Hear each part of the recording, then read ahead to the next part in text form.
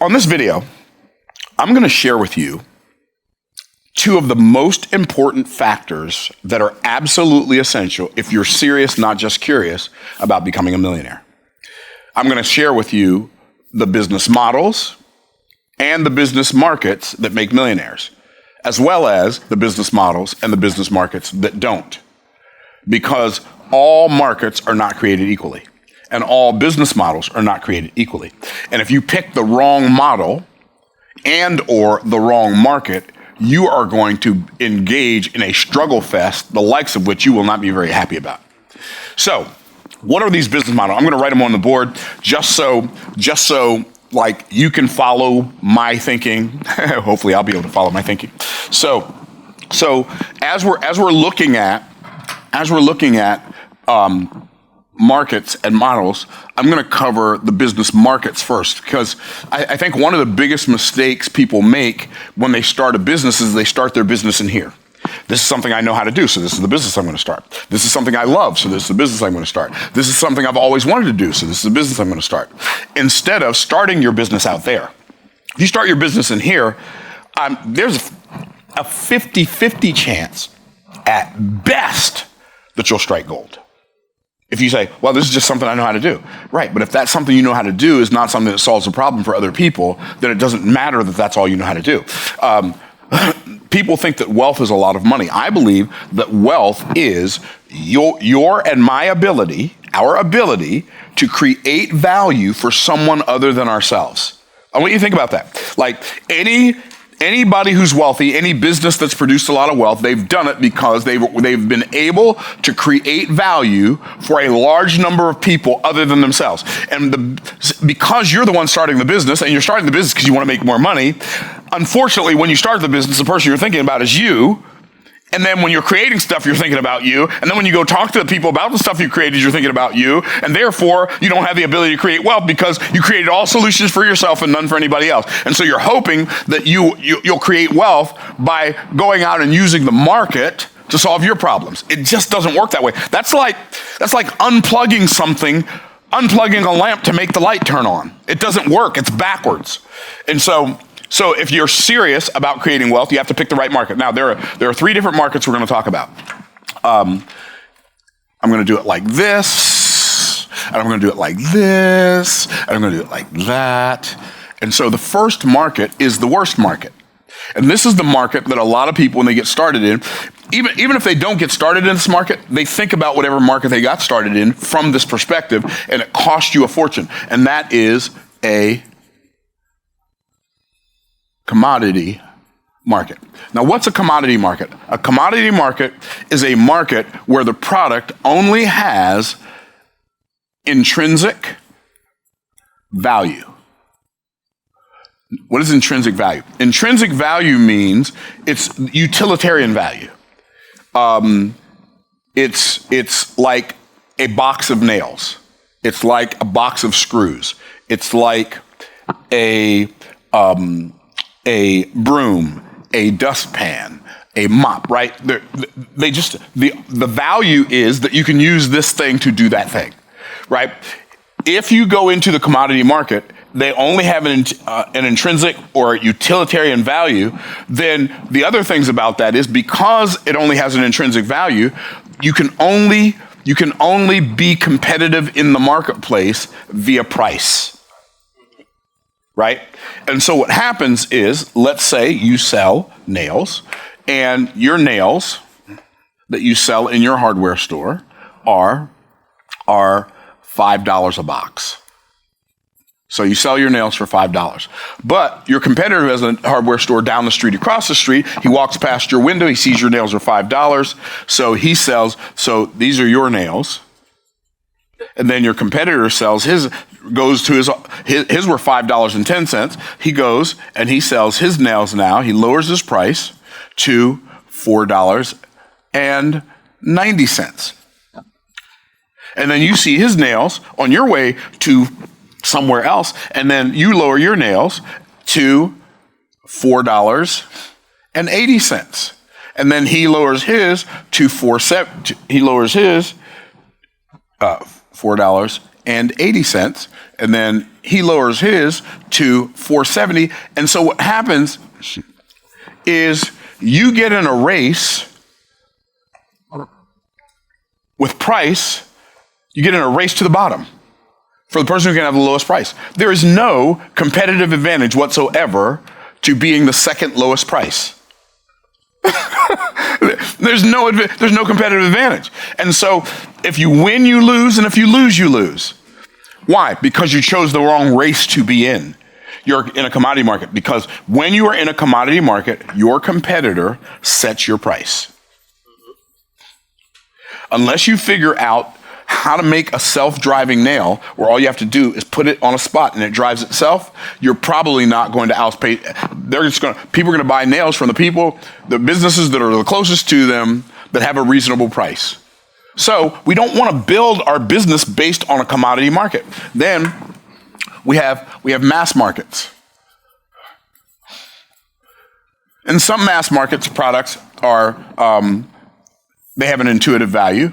But the most important thing about mass market products is they are priced based on cost of goods. How much did it cost me to make it? So this is why I don't want to just sell a product that's mass marketed. Like if I were going to sell a mass market product, I wouldn't sell just a general mass market product. Let's say I'm going to sell cars. I wouldn't just sell cars, because a car is a car is a car is a car. If I'm going to sell houses, I wouldn't just sell houses, because a house is a house is a house is a house.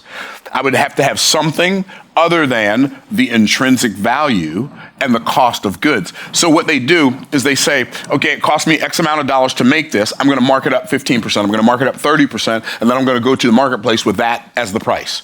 So if that's the way you build your business, so you're stuck like Chuck in a pickup truck, because now the people who sell you the raw materials to make your products determine your price. Okay, let me ask you a question. If you started a business and you go out and you borrow money to start that business, and then you hire people, who took the risk to start that business? Everybody say, I did. That's right, you did. So you took the risk to start that business, but somebody else set your prices? How does that make sense? It doesn't. Not only does it not make sense, it doesn't make any sense at all. So, there's like, what can you do to enhance this? Well, you can do some things in mass market to enhance the price, but not by a significant enough margin. So something as essential as food, right? Food's fairly essential, right? Do you know what the margins on grocery stores are? So how small is small? No, not 5%, not 10%, like 2 to 3%. They make 2 to 3 cents on every dollar for the food that they sell. Sell something. It's mind-blowing. So cost of goods, this is not fun. Both of these are stress and headache city. This is the only arena in which I want to play. This is the only market in which I want to play. PVMs, premium value market. What is a premium value market? A premium value market, now the price is set by the perceived value and the intrinsic value. And the cost of goods doesn't even come into play. It doesn't matter. So it's like my book.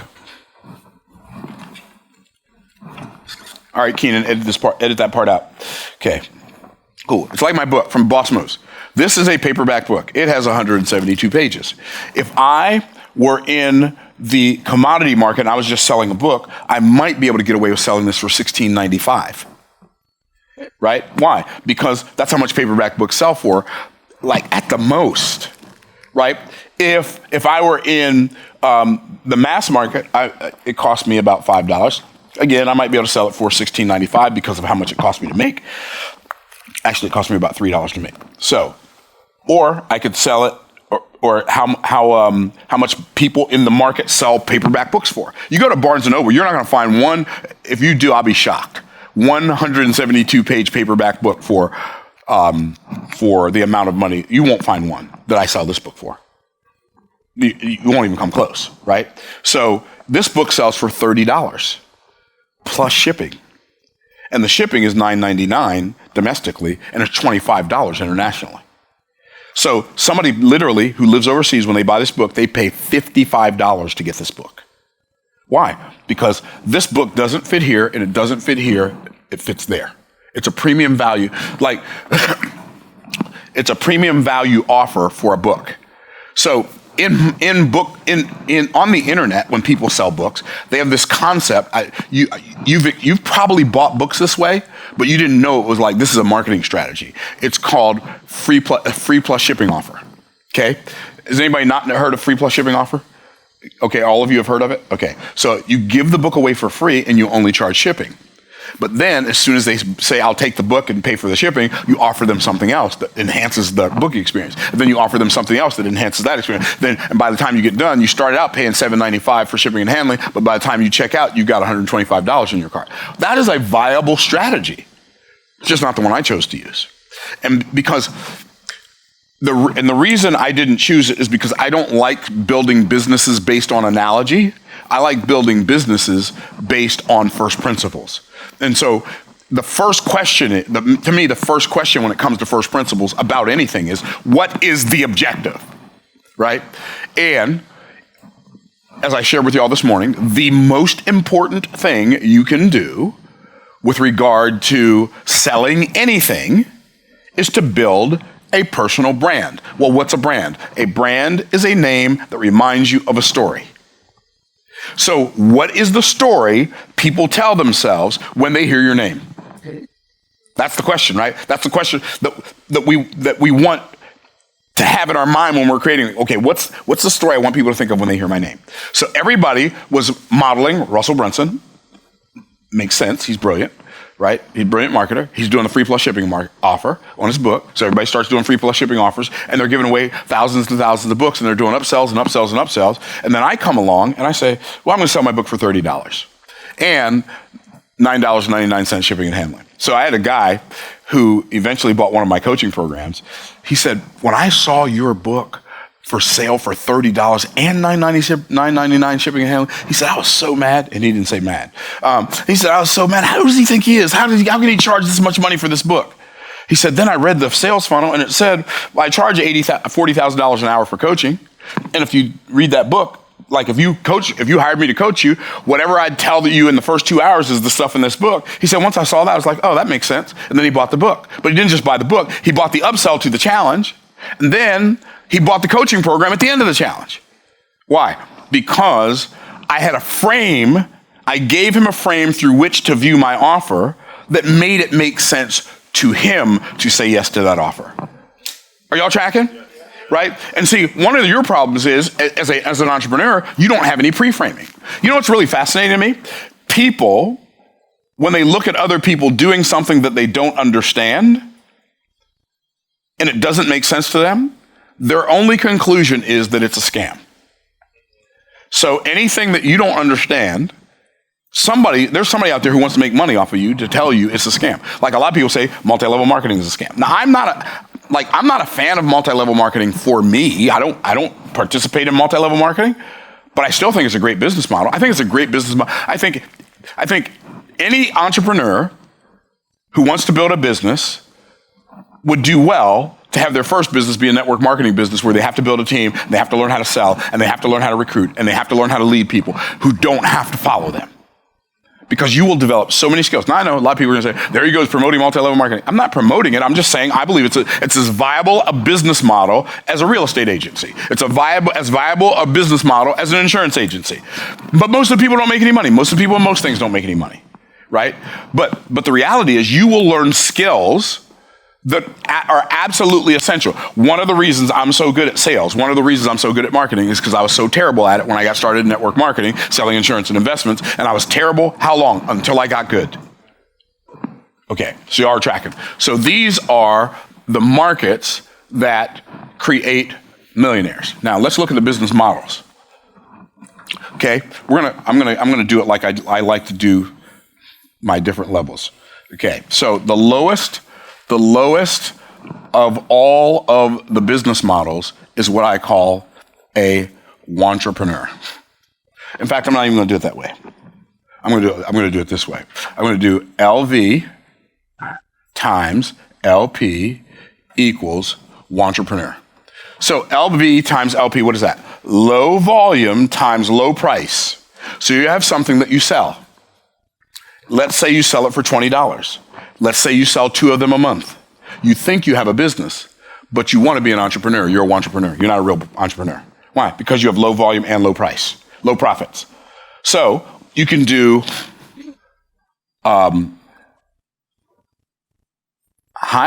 HV times LP, and that, you know what? I should have done the other one first. I'll just leave it like this. This equals what I call a Waltrepreneur.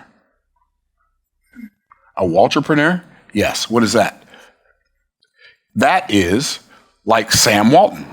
What did he do? Sam Walton said, I never want to make more than 30% margin on anything I sell. He said, if I go buy something in bulk and I get a discount from my vendors, I'm going to pass that discount on to my customers. And Sam Walton became the richest man in the world with the Waltrepreneur business model.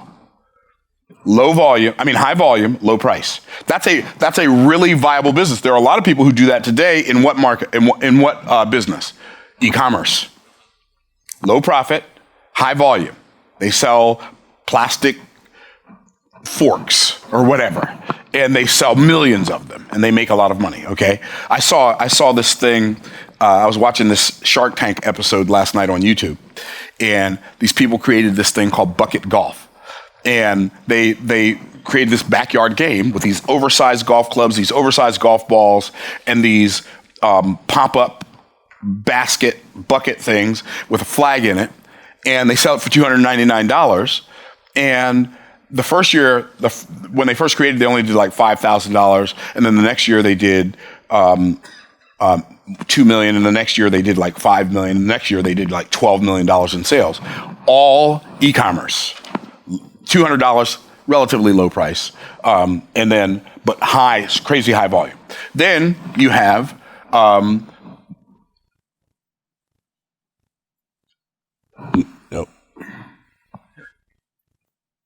LV times HP. This is what I call the entrepreneur business model. What is the entrepreneur business model? Low volume times high profit equals entrepreneur. So when I first got started, I was an entrepreneur. Like when I first got started coaching in the coaching space, I was coaching people on how to sell. And in particular, I was coaching people in network marketing, a whole bunch of different network marketing companies, because I got good at that. I got to the place where I was making $40,000 a month. So I was teaching other people, how do you build an organization where you can make like significant money in network marketing or multi-level marketing? So I had a program that I sold for $497. And I would go and speak to these organizations. These companies would have me come in, and I'd do a presentation. And I might have like 20, 30, 40, 50, 100 people buy my $497 program. Well, if 100 people buy your $497 program in a month, that's $50,000. That's low volume. 100 people, that's really low volume. But because it's $497, I was able to make a significant income. Does that make sense? And then my favorite business model is the one that I participate in now. I mean, I do some of this and I do some of that. I stay as far away from this as I can. And this is what I call,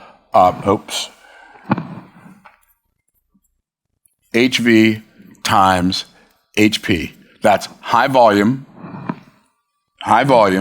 times high price equals what I call wealth-trepreneur. Wealth-trepreneur. What is that? That's when you sell something that cost $55,000 and you have hundreds of people who buy it from you. That's when you sell something that costs $27,000. You have hundreds of people to buy that from you. Or you sell something that's $375,000 and you have dozens of people buy that from you. And you just keep on doing that. So all of those price points between high volume, high price, all those price points between $25,000 and $1 million, we've sold hundreds and hundreds and hundreds of those. We've only had 4 people buy the $1 million offer, but still, it's one of those high price And if you start down at 25,000, that's a whole lot of people. We're talking about hundreds and hundreds of people who bought stuff from us between 25,000 and $1 million. Those are the business markets. These are the business models that if you will stick with them, they will make you a millionaire. Now, here's the mistake people make. I'm going to go sit back over here. Here's the mistake people make. They start their business and they don't take into consideration at all what is the model, what's my business model going to be? And they don't take into consideration at all what market am I going to go into to serve. You missed the whole point. When I used to serve people in network marketing, my coaching programs were $497. Now that I serve high-level entrepreneurs, we have doctors, we have attorneys, we have real estate agents, we have insurance brokerage owners. We have people from all walks of life who are high net worth, high income individuals. Now, I'm serving a different market. So the market that I serve, the premium value market, supports the Wealthtrepreneur business model to a T. And here's the beauty of it, for those of you who are contemplating whether or not you should go into the Wealthtrepreneur business model. Very few people ever step into that arena because they think it's so hard. And I'm going to let them keep believing that. So I hope this video helps you. Stay blessed by the best, and we'll see you on the next video. Bye for now.